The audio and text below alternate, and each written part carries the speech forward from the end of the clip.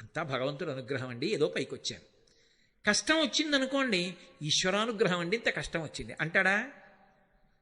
ఏమిటో ఇన్ని పూజలు చేశాను ఎందుకు వచ్చింది? మొదట ఎవరిని వదిలేస్తాడంటే భగవంతుడిని వదిలేస్తాడు. కానీ కష్టం వచ్చినప్పుడు కూడా ఇది ఈశ్వరానుగ్రహం. గత జన్మలో ఏదో పాపం చేయకపోతే ఎందుకు వస్తుందండి కష్టం? నేను అనుభవించడానికి వీలుగా కష్టాన్ని ఇచ్చి తీసేశాడే మహానుభావుడు, ఆయనకో నమస్కారం.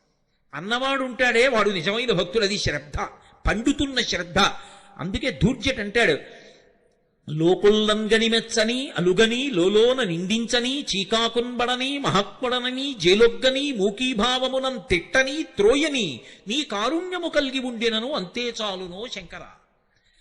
ఒకనాడు లోకులు నన్ను గని పొగుడుతారు, ఒకనాడు నన్ను ద్వేషిస్తారు, ఒకనాడు పూలదండలేస్తాడు, ఒకనాడు రాయి పెట్టి కొడతాడు, ఒకనాడు ఆయనంత గొప్పవాడు ఎక్కడున్నాడంటాడు, ఒకనాడు ఆయనంత దుర్మార్గుడు ఎక్కడున్నాడండి అంటారు. ఎవరు ఏమనని, నేను మాత్రం అలా ఎవరినీ బాధ పెట్టాలని కాదు, నేను నీ గురించి చెప్పుకుంటూ వెళ్ళిపోవాలి, అవి అన్నీ నాకు భూషణములు అనుకోవాలి.